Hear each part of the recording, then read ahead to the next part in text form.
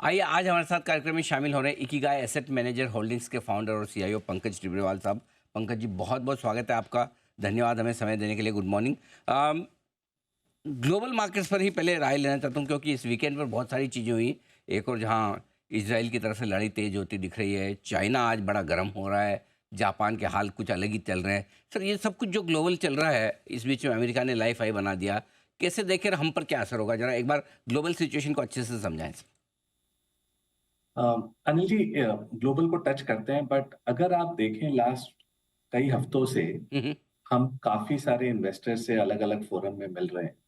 Nifty एक new high पर है, लेकिन लोगों के चेहरे पर खुशहाली नहीं है इस बार, क्योंकि उनके जो पर्सनल पोर्टफोलियोज हैं वो लास्ट फ्यू वीक से या एक दो महीने से पार्टिसिपेट नहीं किए हैं। और निफ्टी जिस तरफ से रोटेशन कर रहा है सेक्टर में और नई हाई बना रहा है, उसमें जो ब्रॉडर बेस मार्केट है वो पार्टिसिपेट नहीं कर पा रहा है। इसके दो तीन कारण, और इस पर टच करना बहुत जरूरी है, बिकॉज हमें लग रहा है कहीं ना कहीं थोड़ा स्टाइल चेंज आना मार्केट में आने लगा है लास्ट 3-4 महीनों से। और अगर अपने अपने उस पोर्टफोलियोज को रीएडजस्ट नहीं करें तो हो सकता है कि मार्केट की जो तेजी है उसमें हम पार्टिसिपेट नहीं कर पाए। पहला क्या है? पहला हम ये देख रहे हैं कि कई सारे इंडेक्स के हैवी वेट्स, अलग अलग इंडेक्स के हैवी वेट्स इंडेक्स को हायर लेके जा रहे हैं, लेकिन उनका जो मीडियन इंडेक्स का कॉन्स्टिट्यूएंट है वो पार्टिसिपेट नहीं कर रहा है। एनएससी 500 इंडेक्स को लेते हैं, उसमें हम देख रहे हैं कि उनका रिटर्न करीबन 8.5% रहा इस तिमाही में, लेकिन जो उनका मीडियन इंडेक्स का रिटर्न है वो 5.5% ही है। तो करीबन 2.5% का गैप है जो आफ्टर काफी लॉन्ग टाइम हुआ है। एंड 37% ऑफ इंडेक्स ने नेगेटिव रिटर्न दिया है। तो ये एक इंपॉर्टेंट है कि कहीं पोलराइजेशन स्टार्ट हो गया है क्या। एंड जो 18-19 में हमने देखा कि इंडेक्स नहीं गिरता था, बट ब्रॉडर मार्केट में पैसा बनाना मुश्किल हो रहा था और सेक्टर रोटेशन काफी फास्ट हो रही थी, हमें लगता है उसके अर्ली साइंस हमें दिख रहे हैं। सेकंड, अगर हम देखें तो लास्ट 3 साल से वैल्यू, बीटा, मोमेंटम और लो पी, जिसमें गवर्नमेंट पीएसयू साफ की काफी सारे सेक्टर्स आ जाते हैं, उन्होंने दमदार प्रदर्शन किया। लेकिन लास्ट 3 महीने 4 महीने से इलेक्शन के बाद हम देख रहे हैं क्वालिटी, लो वॉलेटिलिटी और ग्रोथ ये एक कमबैक कर रहे हैं।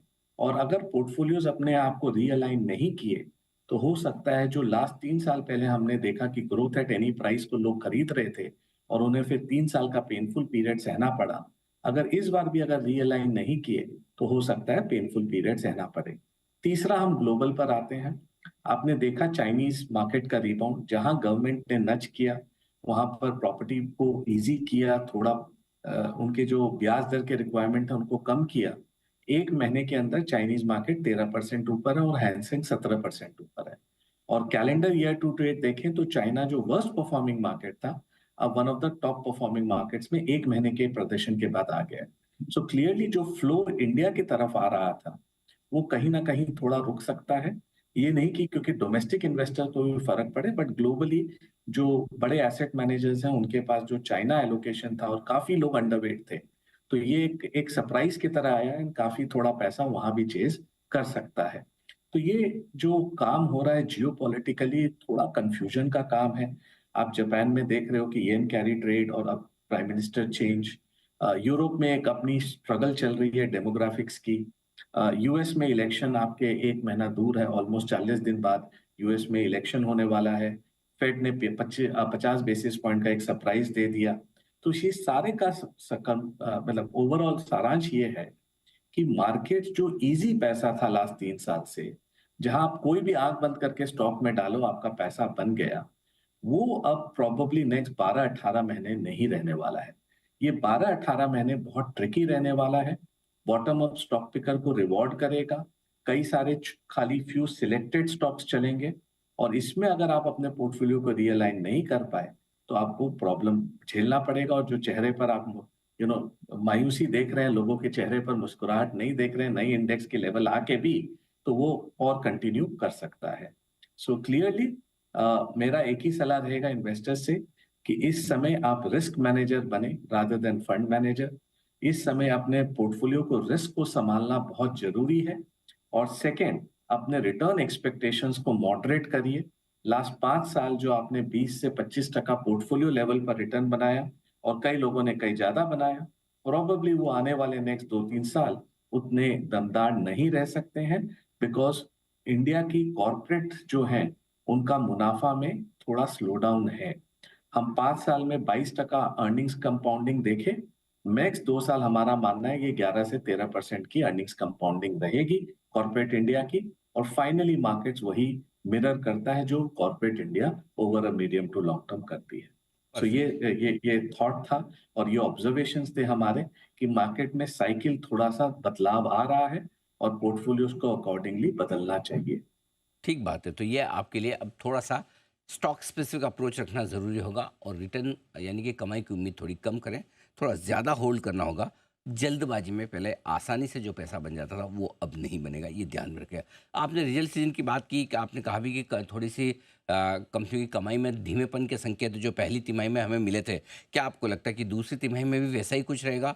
यदि हाँ, तो किन सेक्टर्स में आपको लगता है कि कमाई थोड़ी-सी ढीली-ढाली रहेगी और कहाँ मजबूत? तो अनिल जी अगर आप देखें तो क्लियरली मेटल्स एक सेक्टर है जहां पर प्राइसिंग इस तिमाही में भी काफी कमजोर रहा है, चाहे वो स्टील हो या बाकी कमोडिटीज हो। तो क्लियरली वो जो कंपनियां हैं वहां पर कमाई कमजोर रहने वाला है, लेकिन लास्ट 2-3 दिन से जब से चाइना रिबाउंड करने लगा है तो हमने देखा आयरन और थोड़े स्टील प्राइसिंग में तेजी की बॉटम से वापस रिबाउंड होना चालू हुआ है। सेकंड चीज अगर आप देखें तो कंजम्पशन कई पॉकेट्स में आज भी वीक है, स्पेशली मास कंजम्पशन में। एक्सपेक्टेशन ये है कि बारिश अच्छी हुई है इस बार all over India, 6% above normal है, तो फाइनली वो कंजम्पशन रूरल रिकवरी में ट्रांसलेट करेगा। बट एज ऑफ नाउ जो हम ग्राउंड लेवल पर सर्वे कर रहे हैं तो कई सारे सेगमेंट्स में आज भी कंज्यूमर लेवल पर डिमांड कमजोर है, तो उस पर थोड़ा ध्यान रखा जाए। तीसरा अगर हम देखें तो सीमेंट में काफ़ी कमज़ोरी है, चाहे वो प्राइसिंग में हो या डिमांड में हो, और बारिश के मानसून के समय नॉर्मली वो रहता भी है। लेकिन सीमेंट में रॉक बॉटम प्राइसेज़ आ गए हैं और अगर आप 12-14 साल देखें तो सीमेंट के प्राइसेज़ में 1.5% का खाली इन्फ्लेशन है। और अगर आप over a period of time देखें इन्फ्लेशन इंडिया में 5-6% है, तो इन्फ्लेशन के नीचे प्राइस राइज़ रहा है। तो ये एक सेक्टर में इस बार भी तिमाही में कम मुनाफ़े कम होंगे। और ऑयल एंड गैस वहाँ पर आपने देखा कच्चे तेल का दाम $85 से $70 हो गया, तो काफ़ी सारे कंपनियों में इन्वेंट्री लॉस आएगा, जिसके कारण हेडलाइन लेवल्स पर ये कंपनियों का मुनाफ़ा कम रहेगा। अच्छी में क्या रहना चाहिए? आईटी सेक्टर में आपको क्वार्टर ऑन क्वार्टर इम्प्रूवमेंट देखना चाहिए बिकॉज़ रिकवरी के संकेत हैं और बैंकिंग जो सेक्टर है आईटी के लिए जो कम स्पेंड कर रहा था, हमें अर्ली संकेत मिल रहा है, वहाँ स्पेंडिंग वापस चालू हो गई है। तो एक आईटी सेक्टर ध्यान रखिएगा। बैंकिंग फाइनेंशियल सेक्टर में मिक्स्ड रिजल्ट रहने वाला है। कई सारे जो इंश्योरेंस कंपनी है वो बेहतर रिजल्ट्स प्रेजेंट करेंगे, कई सारे एनबीएफसीज बेटर रिजल्ट प्रेजेंट करेंगे, कई सारे private sector banks, PSU banks बेहतर रिजल्ट प्रेजेंट करेंगे। तो आईटी बैंकिंग सेक्टर ठीक ठाक आपको नतीजे देगा। नेक्स्ट फार्मास्यूटिकल पर आते हैं। हमें लग रहा है कि फार्मास्यूटिकल में विजिबिलिटी मच बेटर है और लास्ट 6 तिमाही से आप देखें तो ये एक सेक्टर है जो कंसिस्टेंट आपको नंबर्स और विजिबिलिटी देता जा रहा है और इस तिमाही भी हमें लगता है कि फार्मा सेक्टर में कोई तकलीफ नहीं होनी चाहिए। एक इंक्रीमेंटल सेक्टर है, जहाँ हमें लग रहा है worst could be behind us, वो है केमिकल्स। और जो एक्सपोर्ट डेटा आ रहा है उससे हमें हर महीना जो एक्सपोर्ट डेटा हम देख पाते हैं, उससे ये क्लियर संकेत आ रहा है कि जो बेस फॉर्मेशन है वो हो गया है और आने वाले नेक्स्ट 2-3-4 तिमाही में हमें प्रॉफिट में बढ़ोतरी देखनी चाहिए और ग्रोथ का संकेत ऑलरेडी आने लगा है। ये एक कॉन्ट्रा कॉल है, बट आने वाले समय में हो सकता है स्पेशलिटी केमिकल एक ऐसा सेगमेंट हो जहां पर हम ग्रोथ मार्केट से ज्यादा देख पाए बिकॉज बेस आज के दिन काफी कम है। और ऑटोमोबाइल्स में हम देखा कि नतीजे काफी मिक्स्ड रहने वाले हैं। टू व्हीलर्स के नतीजे बेटर रहेंगे, लेकिन फोर व्हीलर्स और बाकी कमर्शियल व्हीकल्स में डिस्काउंट काफी ज्यादा है। हमने डीलर चैनल चेक सर्वे किया और काफी सारी इन्वेंट्री पाइलअप हो गई है और सबका एक्सपेक्टेशन ये फेस्टिव डिमांड के ऊपर है। तो लेट्स सी कि क्या होता है। बट लास्ट ईयर श्राद्ध पक्ष आपका अक्टूबर में आया था, इस बार श्राद्ध पक्ष अपना सितंबर में खत्म हो रहा है और फेस्टिविटी अर्ली चालू हो रही है। एंड सबका होप है कि जब भी अर्ली फेस्टिविटी चालू होती है अक्टूबर और अराउंड, तो ब्रॉडली कंजम्पशन के लिए अच्छा रहता है। तो ये देखते हैं कि सेकंड हाफ के लिए ये अर्निंग सीजन अक्टूबर टू दिसंबर बहुत महत्वपूर्ण रहने वाला है। अदरवाइज हमें सिंगल डिजिट अर्निंग्स ग्रोथ पर संतुष्ट करना पड़ेगा। अगर सेकंड हाफ ठीक रहा तो 10 से 12% अर्निंग्स ग्रोथ हम एक्सपेक्ट कर सकते हैं ये साल FY25। ठीक बात है, यानी कि थोड़ी-सी अर्निंग ग्रोथ धीमी रहने की उम्मीद है और सारे सेक्टर्स पर भी आपने व्यू लिया है इस वक्त पंकज टिब्रावाल साहब का। सर बहुत-बहुत शुक्रिया आपका समय देने के लिए और विस्तार से भारतीय बाज़ारों पर, ग्लोबल मार्केट्स पर और हमारे यहाँ नतीजों के सीजन और साथ ही निवेश के मौकों पर हमारे दर्शकों को अपनी बहुमूल्य राय देने के लिए पंकज टिब्रावाल साहब बताते हुए अपनी राय।